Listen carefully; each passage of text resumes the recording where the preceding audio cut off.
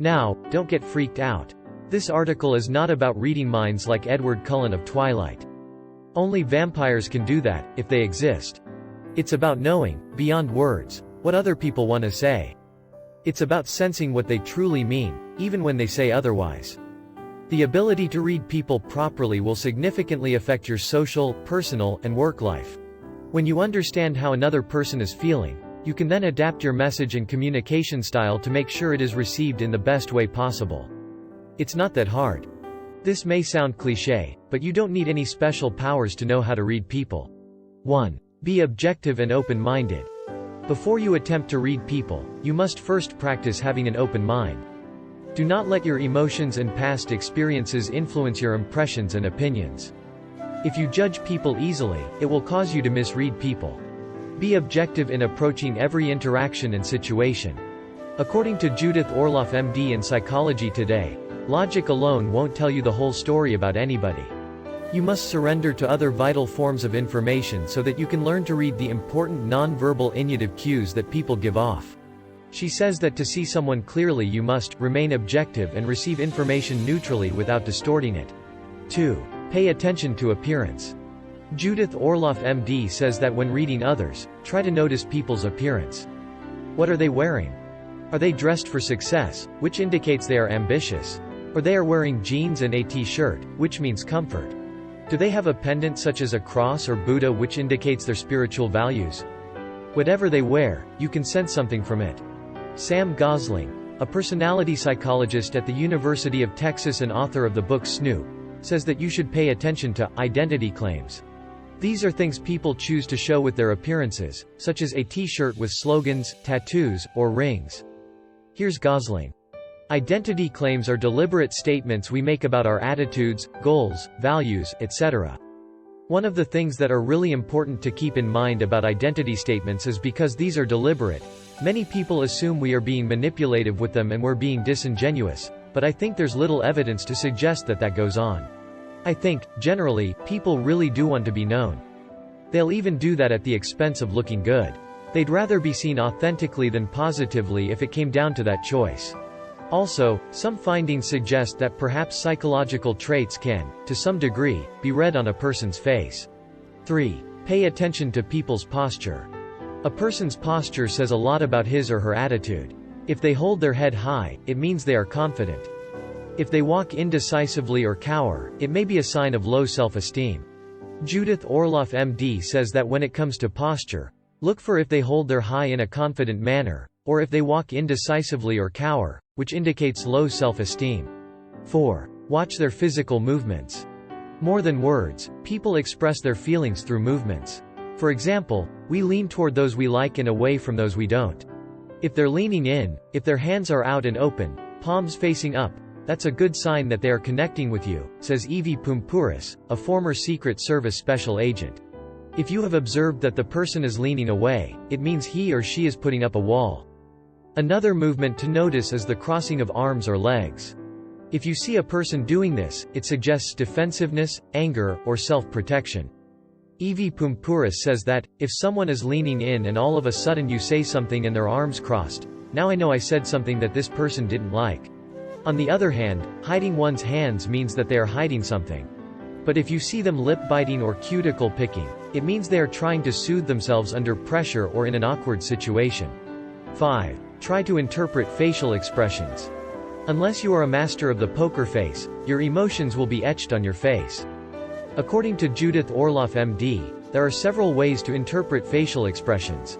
They are: when you see deep frown lines forming, it may suggest the person is worried or overthinking.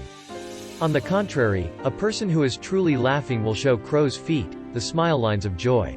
Another thing to watch out for are pursed lips, which can signal anger, contempt, or bitterness. Additionally, a clenched jaw and teeth grinding are signs of tension. Also, Susan Krauss Whitburn Ph.D. in Psychology Today describes a classification of smiles in Psychology Today. They are: reward smile, lips pulled directly upwards, dimples at the sides of mouth and eyebrows lift. This communicates positive feedback. Affiliative smile involves pressing lips together while also making little dimples at the side of the mouth. Sign of friendship and liking. Dominant smile Upper lip is raised and cheeks get pushed upwards. The nose gets wrinkled, indentation between nose and mouth deepens and raised upper lids. 6. Don't run away from small talk. Maybe you feel unease with small talk. However, it can give you the opportunity to familiarize yourself with the other person. Small talk helps you observe how a person behaves in normal situations. You can then use it as a benchmark to accurately spot any behavior that is out of the ordinary. In the silent language of leaders, how body language can help or hurt. How you led. The author points out a number of errors that people make when trying to read people, and one of them was that they don't get a baseline of how they normally act. 7. Scan the person's overall behavior.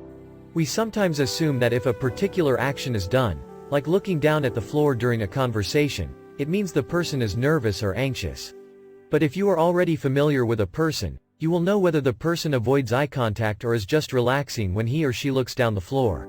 According to Larry Kai, a former counterintelligence agent for the FBI, people have different quirks and patterns of behavior, and some of these behaviors could simply be mannerisms. That's why creating a baseline of others' normal behavior will help you. Learn how to identify any deviation from a person's usual behavior. You will know something is wrong when you notice a change in their tone, pace or body language. 8. Ask direct questions to get a straight answer. To get a straight answer, you have to stay away from vague questions. Always ask questions that require a straight answer. Remember not to interrupt when the person is answering your question. Instead, you can observe the person's mannerisms as they talk. 9. Notice the words and tone used. When you talk to someone, try to notice the words they use.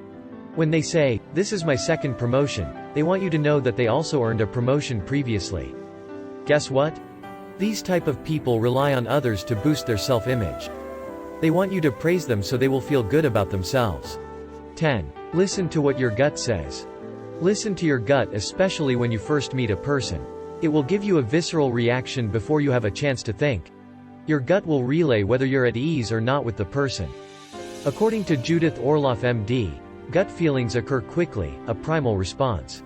They're your internal truth meter, relaying if you can trust people. 11. Feel the goosebumps, if any. Goosebumps happen when we resonate with people who move or inspire us. It can also happen when a person is saying something that strikes a chord within us. When we look at research on the chills, outside of the evolutionary response to warm ourselves, it's music that seems to trigger it, as well as moving experiences and even movies, said Kevin Gilliland, a Dallas-based clinical psychologist. Additionally, we feel it when we experience déjà vu, a recognition that you've known someone before, though you've actually never met. 12. Pay attention to flashes of insight. Sometimes, you may get an aha moment about people. But stay alert because these insights come in a flash. We tend to miss it because we go on to the next thought so rapidly that these critical insights get lost. According to Judith Orloff MD, gut feelings are your internal truth meter. Gut feelings occur quickly, a primal response. They're your internal truth meter, relaying if you can trust people. 13. Sense the person's presence. This means that we have to feel the overall emotional atmosphere surrounding us. When you read people, try to notice if the person has a friendly presence that attracts you or you face a wall, making you back off. According to Judith Orloff MD, presence is. This is the overall energy we emit, not necessarily congruent with words or behavior. 14. Watch people's eyes. They say our eyes are the doorway to our souls, they transmit powerful energies. So take the time to observe people's eyes. When you look, can you see a caring soul? Are they mean, angry, or guarded? According to Scientific American, eyes can convey whether we are lying or telling the truth. They can also serve as a good detector for what people like, by looking at pupil size. 15. Don't make assumptions. This almost goes without saying, but keep in mind that assumptions result in misunderstandings.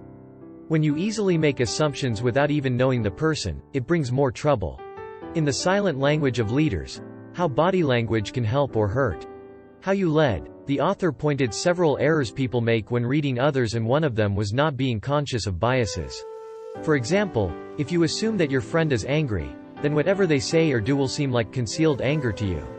Do not jump into conclusion when your wife goes to bed early rather than watching your favorite TV show with you. Maybe she's just tired. Don't think she is not interested in spending time with you. The key to reading people like a pro is to relax and keep your mind open and positive. 16. Practice watching people. Practice makes perfect, so the more you study people, the more you can read them accurately. As an exercise, try to practice watching talk shows on mute. Watching their facial expressions and actions will help you see what people are feeling when they are talking, without hearing any words. Then, watch again with the volume on and see if you are right with your observation. In conclusion, it makes you sensitive to the struggles and needs of the people around you. It is a skill that you can learn to further boost your EQ. The good news is that anyone, that includes you, has the ability to read people. The thing is, you just need to know what to look for.